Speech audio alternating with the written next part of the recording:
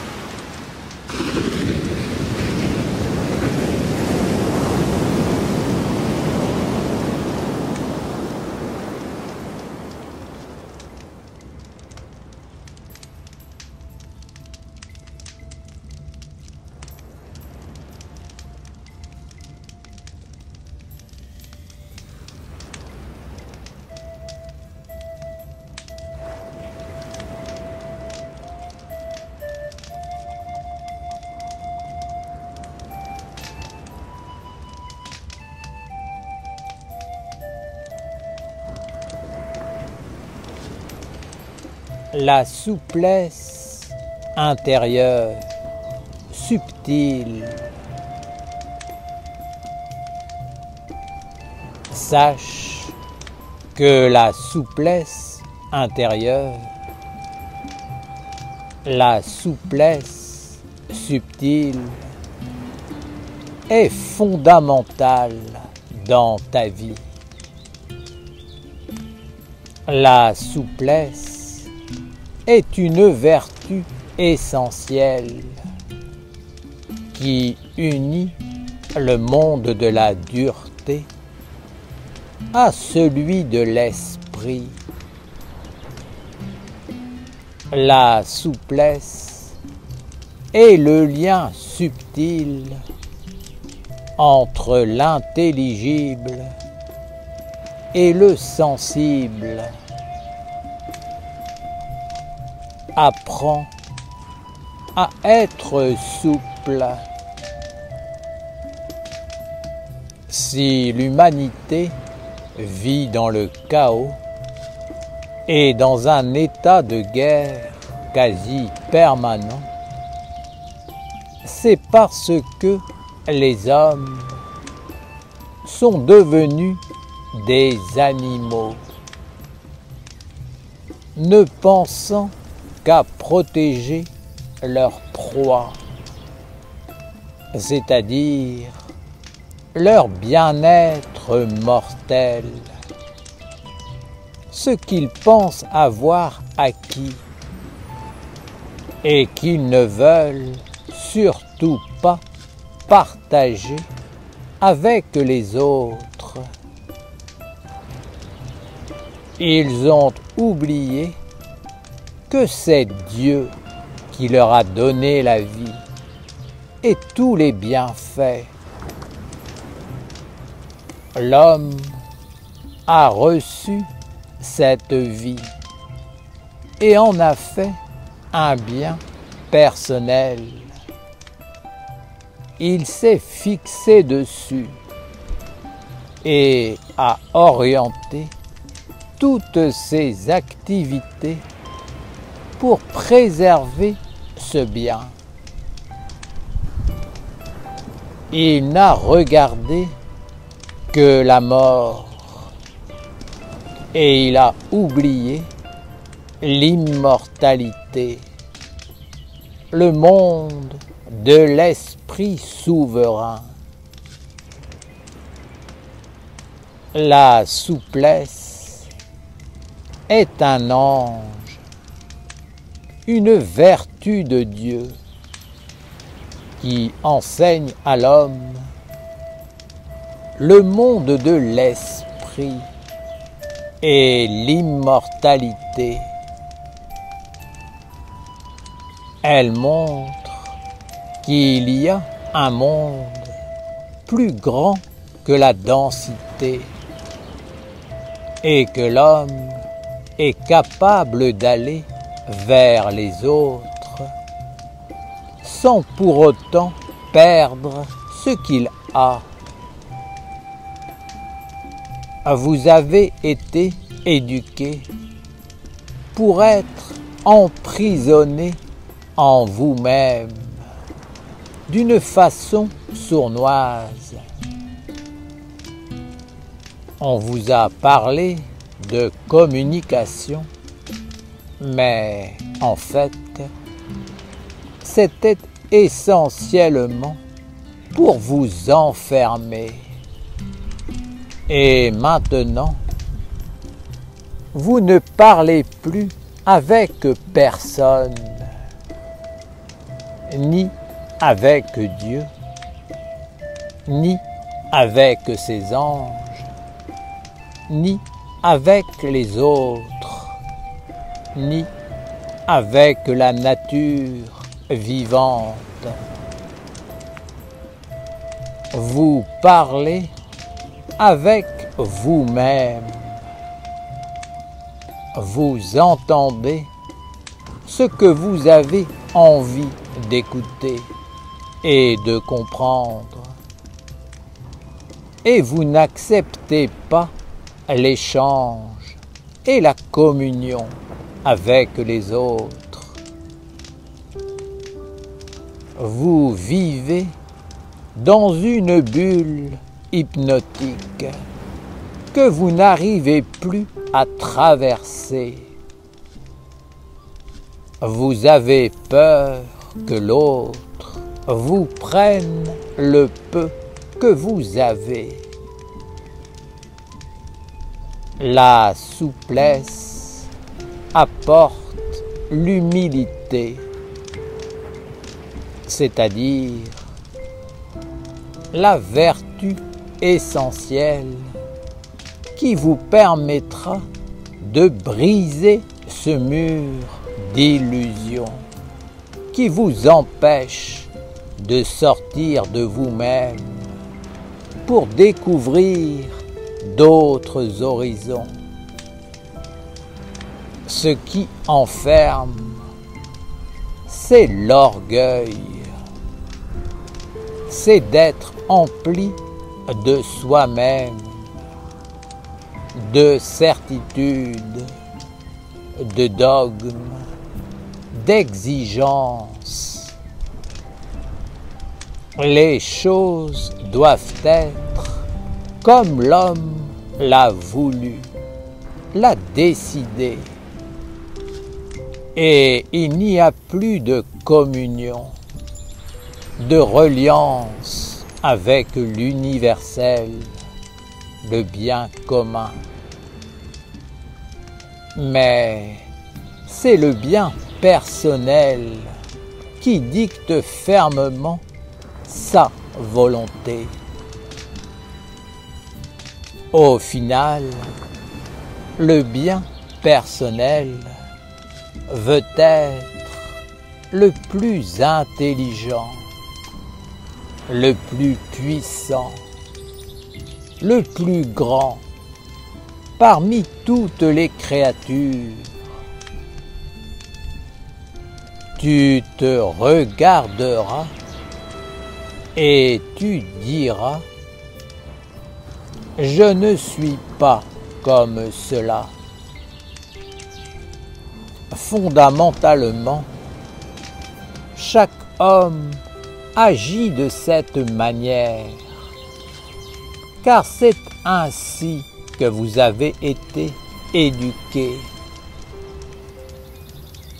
Bien sûr, certains dépassent les limites et deviennent de véritables tyrans, fermant la porte à toute communication, à tout échange, afin que toutes les énergies soient canalisées dans un unique sens. Vous reconnaîtrez ces êtres, car ils se justifieront toujours pour transmettre l'image parfaite de la vie intérieure idéale qu'ils incarnent dans leurs propres idées, leurs sentiments, leur volonté. Ils se trouvent beaux, parfaits, nobles et ne peuvent être imparfaits. L'homme n'est pas imparfait, mais il le devient quand il oublie sa partie immortelle pour ne servir que son aspect mortel. Il devient alors un conservateur et veut absolument que le monde se plie à sa volonté et tourne autour de lui. Cultive la souplesse pour te protéger de cet envoûtement. la souplesse te conduira à l'humilité de la vie et à la transparence de l'esprit. Être humble, c'est accepter la vie telle qu'elle est. Cela ne signifie pas qu'il faut être passif, loin de là, car ce sont la sagesse des psaumes et les commandements divins qui doivent guider et animer la vie de l'homme.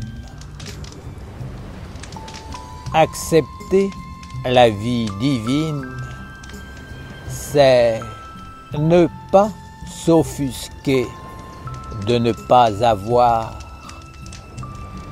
mais juste se réjouir de ce que l'on a et le mettre en valeur afin de le partager. Être faible et idiot, se faire dépouiller, être conduit en esclavage n'est pas une vertu et un commandement de Dieu. Dieu donne la vie et envoie ses vertus à travers elle pour éduquer et conduire vers la richesse. Si tu acceptes la vie de Dieu et si tu mets en valeur les vertus qu'il t'a transmises, rien ne pourra te les enlever, car une vertu est essentiellement universelle. Elle n'est jamais confinée à un seul être. Elle est une fleur qui parfume tout un environnement. Une fleur est le hiéroglyphe de la souplesse subtile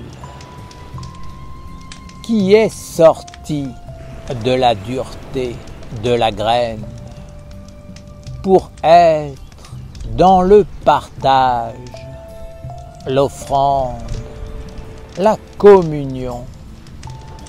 Elle s'offre, mais elle reste elle-même grande, belle, magnifique et puissante de son être et de sa manifestation. Si tu comprends ce hiéroglyphe, tu changeras ton attitude de vie. Tu adouciras les forces qui conduisent l'homme à n'être qu'un matérialiste. Le mot matérialiste ne signifie pas uniquement vivre dans et pour la matière, mais être égoïste, pensant que tout doit tourner autour de soi, sans aucun partage.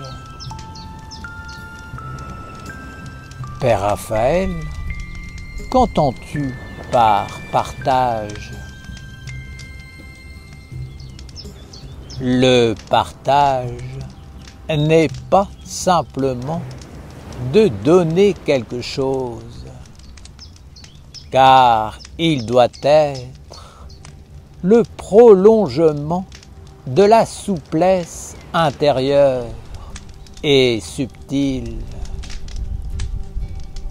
Il faut accepter d'écouter l'autre, d'être avec lui, afin d'ouvrir l'acte sacré du partage et de la communication authentique. L'homme partage, mais c'est pour lui-même qu'il donne. En fait, il se donne à lui-même. Il ne sort pas de lui-même lorsqu'il parle ou qu'il écoute. Il est enfermé. Il parle pour se justifier et continuer à faire exister son monde mort. Il persiste à aller dans le même sens et il continue à entendre et à voir ce dont il a envie. Il tourne uniquement sur lui-même et ne cherche pas à comprendre l'autre ou autre chose. Il proclamera ce qui est bien ou mal. Quels sont ceux qui savent et ceux qui ne savent pas, et aura toujours un œil critique afin de se tenir supérieur aux autres. Celui qui est pris par l'orgueil, c'est-à-dire celui qui ne sait pas être humble, ne peut pas faire autrement que de dénigrer l'autre, parce qu'il regarde le monde uniquement d'après ce qu'il est, et non pas tel que le monde est en vérité. La souplesse est une vertu essentielle pour cette époque, car l'homme est réellement axé exclusivement sur son propre intérêt. Il ne pense qu'à sauver sa peau et fait tout pour conserver ce qu'il a. Il n'a pas compris que la véritable force est dans l'union, dans l'alliance avec la grande famille, et non pas dans l'individualité isolée et enfermée. Le monde, l'humanité, la terre irait bien mieux si les pensées des hommes, leurs concepts, pouvaient être allégés.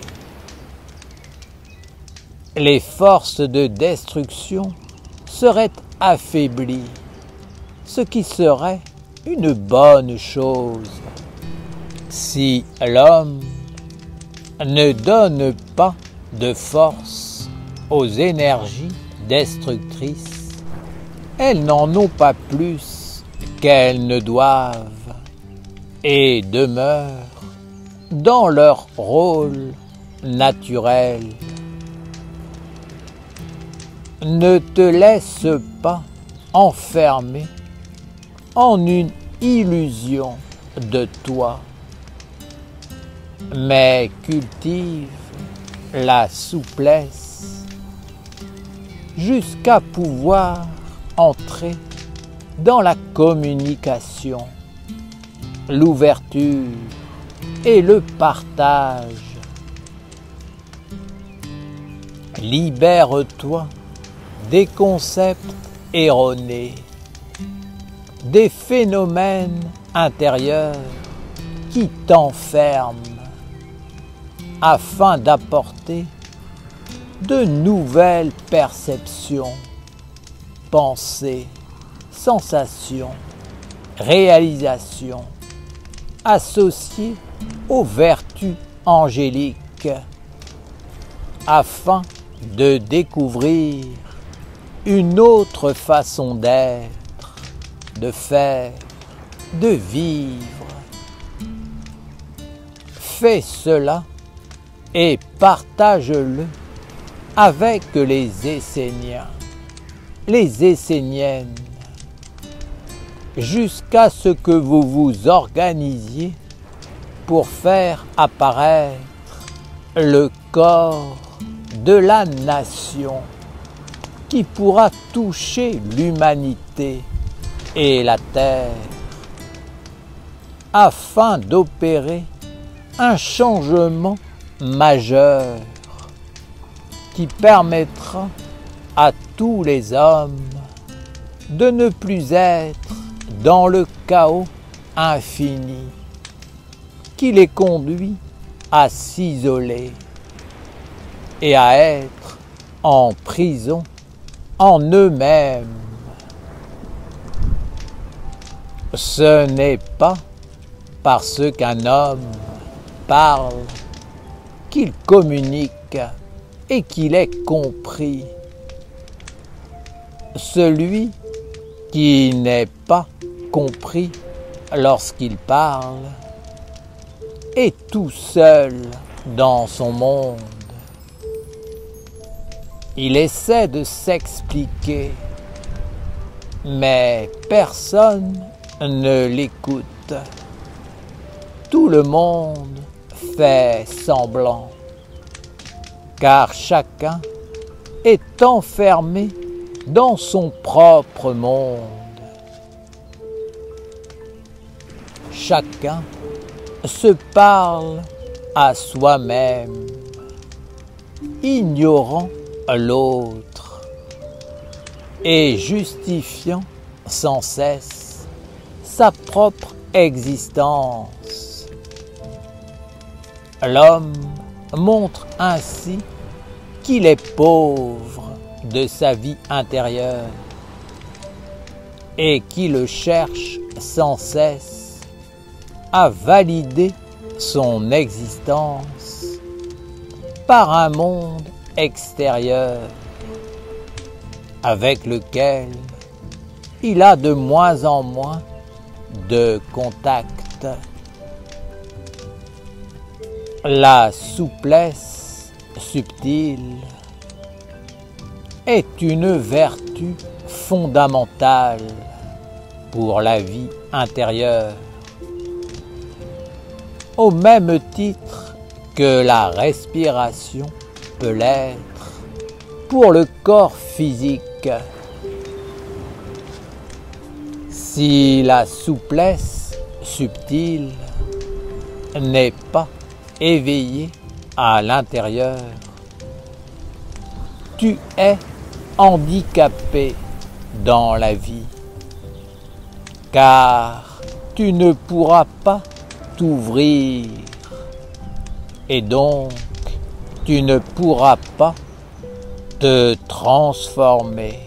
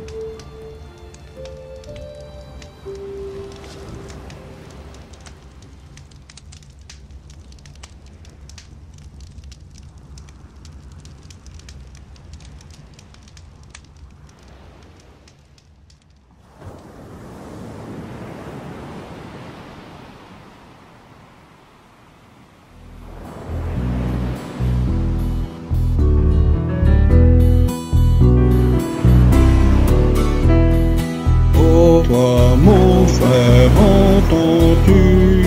Je pars maintenant convaincu.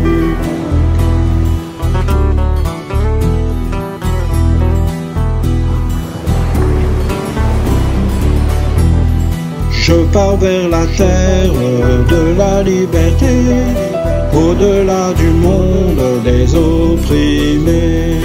Oh toi, mon frère, entends-tu? Je pars maintenant convaincu. Dis-moi où est la terre des merveilles. Dis-moi où est le nouveau soleil. Je pars vers la terre de la liberté, au-delà du monde des opprimés.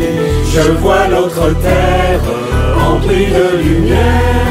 Ma vie est un voyage vers le mystère. Oh toi, mon frère, entends-tu?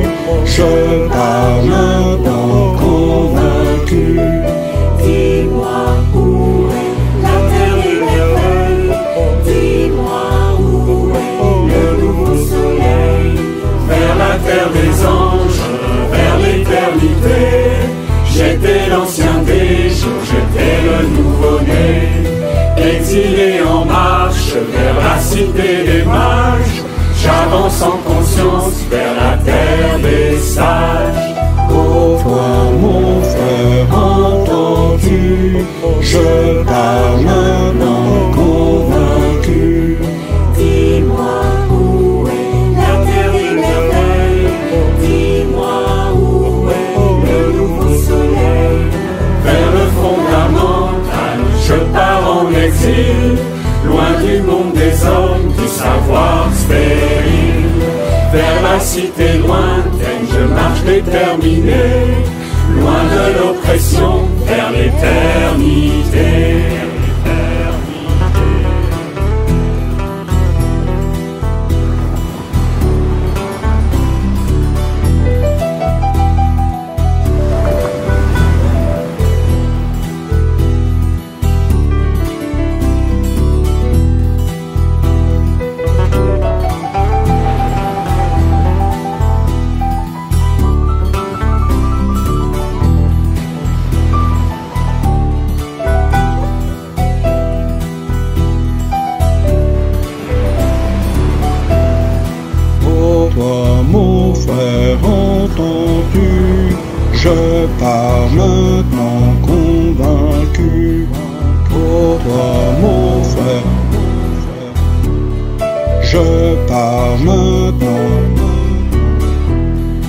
Je pars vers la terre de la liberté, au-delà du monde des opprimés.